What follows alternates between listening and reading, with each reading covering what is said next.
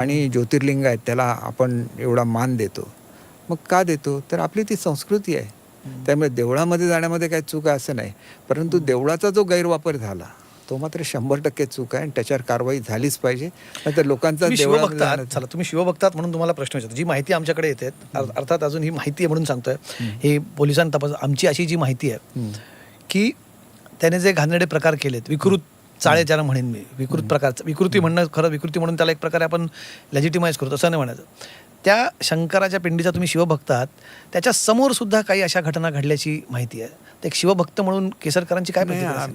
बघा, याच्या पुढे मंदिरात सुद्धा पाय ठेवावं असं मला वाटत नाही. कारण त्यांनी आपल्या वागण्याने ते मंदिर सुद्धा अपवित्र केलेलं आहे.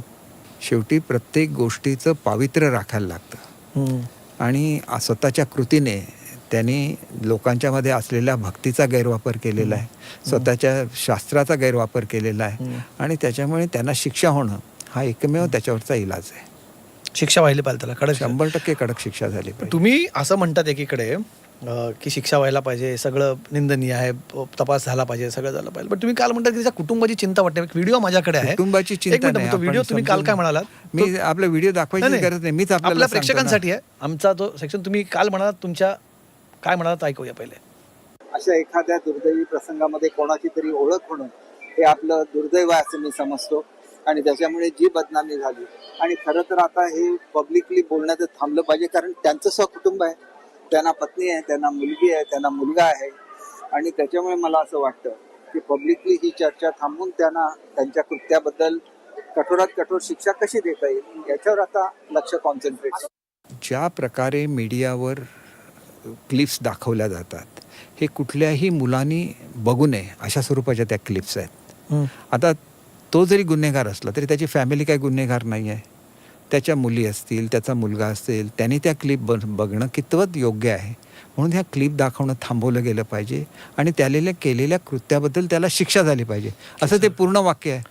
कृत्याबद्दल शिक्षा झाली पाहिजे. पण ज्या प्रकारे मीडियामध्ये दाखवलं जातं एकंदर ते बघण्यायोग्य नाही आहे. म्हणजे आमच्यासारख्या माणसाला सुद्धा ते बघवत नाहीत, तर मुलांना काय बघवणार ते? त्याच्या मुलांची काळजी कशाला करावी? त्यांच्या मुलाची असं म्हणायला नको. बघा, मुलं ही सगळ्यांची, त्याचं कुटुंब, त्याच्या कृत्याचं फळ. एक बघा, तुम्हाला आपल्याकडे ना, आपल्या रामायणामध्ये ना वाल्याचा वाल्मिकी कशी झाल्याची फार सुंदर गोष्ट आहे. ती मी तुम्हाला सांगण्याची, तुम्ही आध्यात्मिक आहात, मी तुम्हाला वेगळं सांगण्याची गरज नाही. त्याच्या कुटुंबियांना त्रास होत असेल, ठीक आहे, त्यांच्या ह्याचा भाग. पण आहोत तिच्या त्या स्त्रिया आहेत ना, अनेक स्त्रिया बळी पडल्यात केसरकर साहेब. म्हणून तर त्यांच्या कुटुंबियांची मानसिकता काय असेल, म्हणून त्याला त्याच्याबद्दल केसरकर साहेब तुम्ही काळजी व्यक्त करायला हवी ना. 100% ते वाक्य पूर्ण जर ऐकलं तुम्ही तर त्याच्यामध्ये म्हटलेलं आहे की ही शिक्षा त्याला झाली पाहिजे, त्या माणसाला झाली पाहिजे ज्यांनी हे कृत्य केलेलं आहे. पूर्ण वाक्य न ऐकता जर आपण त्याच्यातून अर्थ काढला तर मग चुकीचा अर्थ निघू शकतो. नाही, पण त्याच्या ठीक आहे सर, अशा बघा, मुलंही शेवटी मुलं असतात, ती कोणाची मुलं काहीतरी स्टेटमेंट एक ना प्रसंगाचं हे असतं की आपण कुठल्या क्षणी काय बोललं गेलं पाहिजे. बरोबर आहे. बोलताना काय होतं ना, जेव्हा अशा वेळेस तुम्ही त्याच्या कुटुंबाबद्दल, मला मुलांबद्दल बोलायचं होतं, तुम्ही अशा वेळेस जेव्हा त्याच्या फॅमिलीबद्दल काळजी व्यक्त करताना तेव्हा त्याच्यातनं तुमच्या जवळकीबद्दल अजून जास्त प्रश्नचिन्ह उपस्थित होतं. एक गोष्ट अशी आहे बघा, मी त्यांच्या कुटुंबाबद्दल असं मला म्हणायचं नव्हतं की ते जनरल कुठल्याही मुलांनी बघण्यासारखं नव्हतं. आणि काय, मुलं गुन्हेगार नसतात, मनुष्य गुन्हेगार असू शकतो, त्याची फॅमिली गुन्हेगार असू शकत नाही, असं माझं स्वतःचं मत आहे. आणि त्याच्यामुळे त्या मुलांनी ते बघितल्यानंतर त्यांच्या मनावर काय परिणाम होणार, हे कुठल्याही मुलांनी बघितलं तरी त्याच्या मनावर काय परिणाम होणार. तर अशा रीतीची दृश्य दाखवण्यात येऊ नये, त्याला शिक्षा त्यांच्या कुटुंबियांना ना समोर यायला, जर हे प्रकार समोर येत आहेत, त्याची चौकशी सुरू आहे, एवढ्या प्रकारात आहेत ना, तर अशा वेळेस जर त्यांच्या घरात मुली असतील तर त्यांनी ना एक मुलगीपेक्षा एका स्त्री म्हणून समोर येणं जास्त गरजेचं आहे. की जर माझ्या वडिलांकडून असं स्त्रियांचं काही झालं असेल तर मी तिथे एक मुलगी म्हणून, स्त्री म्हणून, पत्नी म्हणून उभं राहणं गरजेचं आहे. अशी आपल्याकडे अनेक उदाहरणं आहेत की आपण जर कोणाचं हे केलं तर अशा वेळेस आपण त्या कुटुंबाने हे सांगावं की बाबा तुम्ही उभे राहा ठामपणे त्यांच्या मागे. निश्चितपणे त्यांनी असंच बोललं पाहिजे. मला त्यांची काळजी बिलकुल नाही. याच्यातून जर असा अर्थ निघत असेल तर माझ्याकडून ते वाक्य चुकीने निघाले असं तुम्ही निश्चितपणे समजायला हरकत नाही. ठीक आहे. तुम्ही मगाशी एक गोष्ट म्हणालात की हा सगळा राजकारण आहे असं तुम्ही मगाशी म्हणत होतात की हे बदनामीचं षडयंत्र. कोण आहे याच्या मागे? आपल्याला उभाटा आहे उघडपणे, कारण उभाटाचीच लोक हे स्टेटमेंट करतात आणि त्यांचेच लोक फॅक्ट म्हणतात. त्याने कसली फॅक्ट? एकट्याचं नाव नाही घेतलं ना, त्यात रुपाली चाकणकरांचाही त्यात नाव घेतलं, रुपाली ठोंबरे म्हणतात त्याच्यावर, त्यात राष्ट्रवादीच्या तुमच्या मित्र पक्षाच्या त्या. नाही, हे बघा, मला एक सांगायचं की रुपाली चाकणकरांचा आणि माझा संबंध काय? मी काय तिथं ट्रस्टी आहे का? माझंच एकट्याचं नाव का घेतलं जातं? 39 आमदार जाऊन आले, मग त्यांचं नाव का घेतलं जात नाही? 9-10 कोण आहेत मंत्री बरं जाऊन तुम्ही? आले. तुम्ही वारंवार म्हणतात 39 आमदार आहेत. कोण आहेत 39 आमदार आहे? नाही, ते फ्लोर ऑफ द हाऊसवर सांगितलं की पेपरला जे छापून आलं त्याच्यामधून मी तुम्हाला सांगतो, त्याच्यामध्ये सत्ताधारी पक्षाचे आहेत, विरोधी पक्षाचे आहेत, सर्वच लोक मंदिरात जात असतील, त्यानिमित्ताने ओळख झाली असेल, पण त्यांच्यावर 39 फोटो. सोडून ते 38 सोडून एकटे 39 हवे केसरकरच का? म्हणजे असा हा वारंवार प्रश्न हे पडला. व्हिक्टिमायझेशन आहे, पण एकट्याच क्लिअर का? कट व्हिक्टिमायझेशन. कारण मी त्यांना पराभूत केलं आसामच्या प्रकरणामध्ये. माझ्या बोलण्याने ते पराभूत झाले. त्यांना काय दुसऱ्या कोणी काय केलेलं नाही. मी एकटाच बाजू मांडत होतो आणि शेवटी माझी बाजू सत्य ठरली, ती महाराष्ट्राला पटली, म्हणून महाराष्ट्रातली जनता आमच्यावर उभी राहिली. तुम्ही विरोधकांना दोष देतात केसरकर साहेब या सगळ्या गोष्टींचा, पण तुम्ही म्हणतात ना की मी राजकारण केलं, त्यांना पराभूत केलं, पण तुम्ही एवढं सगळं करून पक्षाने तुम्हाला कुठे काय, तुम्हाला मंत्री सुद्धा केलं नाही पक्षाने. तो पक्षाचा प्रश्न आहे साहेब. एक गोष्ट शेवटी लक्षात ठेवा की मी केलेलं जर पक्ष विसरला असेल तर तो त्यांचा प्रश्न आहे.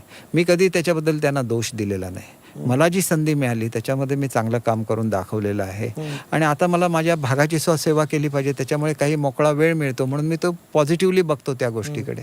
तुम्हाला मंत्रीपद न मिळण्यामागे बाहेरचेच लोक असतील असं कसं म्हणेल? पक्षातले लोक असतील ना, 100% असतील पक्षातली लोक. ह्याच्याबद्दल कुठलेही दुमत असण्याचं कारण नाही. कारण तुम्ही असं बोलला पक्षामध्ये होतात मागे. तुम्ही अशा पक्षामध्ये विरोधक असतातच ना. तुमच्या पक्षात आहेत 100% तुमचे आहेत. विरोधक? कारण मला 100% एक स्टेटमेंट तुमची बघत होतो की जे आम्ही तुमच्या थोडा या इंटरव्ह्यूच्या रिसर्च करताना अनेकांनी मला मंत्रीपद मिळू नये म्हणून प्रयत्न केले, मला त्यांची क्यू येते, कदाचित मी मंत्रिपदापेक्षाही वरच्या पदावर जाईन असं त्यांना वाटतं, असं तुम्ही विधान केलं होतं. हे बघा, 100% शेवटी तुम्ही देवाचे भक्त आहात. जी गोष्ट घडते ती चांगल्यासाठी घडते. असंच नेहमी विचार करणारा मी मनुष्य आहे. मी पॉझिटिव्ह मनुष्य आहे, त्याच्यामुळे मी गोष्टी पॉझिटिव्हली घेतो. मंत्रिपद नसतानाच्या काळामध्ये चांगल्या गोष्टी जर आपण समाजासाठी केल्या तर आपण अधिक उच्च पदावर जाऊ शकतो, ही वस्तुस्थिती आहे. पण हे कोण करत होती? कुठल्या लोकांची क्यू येते नाही, तुम्हाला? मला त्यांची नावं नाही सांगता येणार, कारण आपल्याला माहिती असतं की ह्या व्यक्ती करतायत, परंतु ते करणं त्यांचा स्वभाव आहे. आपण पक्षातलीच पॉझिटिव्हली लोक काम आहेत पण करणं. ही? पक्षातलीच 100% पक्षातलेच आहेत. तुम्ही फार महत्त्वाचं इथं विधान करताय आमच्यासमोर की तुम्हाला पक्षातल्याच लोकांकडून त्रास झाला आणि तुम्ही त्याची नावं घेत नाहीत. पण कोकणातली मंडळी जी नेते आहेत, तुम्ही कोकणातल्या कोकणातल्या नेत्यांवरती फार अन्याय झाला असं म्हटलं जातं. एक सिनेमा होता सरकारनामा, तुम्ही बघितला की मला आठवत नाही. नेहमी नाही त्या सरकारनामा सिनेमात एक आहे की आमच्या कोकणातनं आला माणूस की त्याला मंत्री दिले जात नाही, एकच मुख्यमंत्री झाला तोही बदनाम करून सोडला, असं सिनेमात एक वाक्य आहे. आताही कोकणातल्या नेत्यांच्या मागे काहीतरी वाद सुरूच असतात. असतात ना, आता तुम्ही- 100% असतात. आता नेते आहेत कोकणात, तुम्ही आहात, तुमच्याच पक्षाचे भरत शेठ गोगावले आहेत, दळवींच्या मागे काही ना काही लागले आहेत. हे काय फक्त योगायोग समजायचा? योगायोग म्हणण्यापेक्षा कसं आहे की आपण आता एक पश्चिम महाराष्ट्राचं फक्त नाव घेतो की पश्चिम महाराष्ट्रातली लोक नेतृत्व करतात, पण तिथली मानसिकता ही आपल्या नेत्यांना सपोर्ट करण्याची आहे. आणि त्याच्यामुळे त्यांच्याकडे जर एखादा वाद झाला तर तो कोणी पुढे जायचं ह्याच्यावर वाद असतो. एखाद्याने साखर कारखाना काढला तर दुसरा एखादा दुधाची डेअरी काढतो, तिसरा मनुष्य असेल तर तो सूत गिरणी काढतो. एक कॉम्पिटिशन ही पॉझिटिव्ह असते. अशी पॉझिटिव्ह कॉम्पिटिशन कोकणामध्ये होऊ शकली नाही आणि त्याच्यामुळे कोकण पश्चिम महाराष्ट्राच्या तुलनेमध्ये रिसोर्सफुल असून सुद्धा मागे राहिला, ही वस्तुस्थिती आहे. पण नेते पण मागे राहतात. म्हणजे मागे भास्कर जाधव ही गोष्ट म्हणाली होती तुमच्या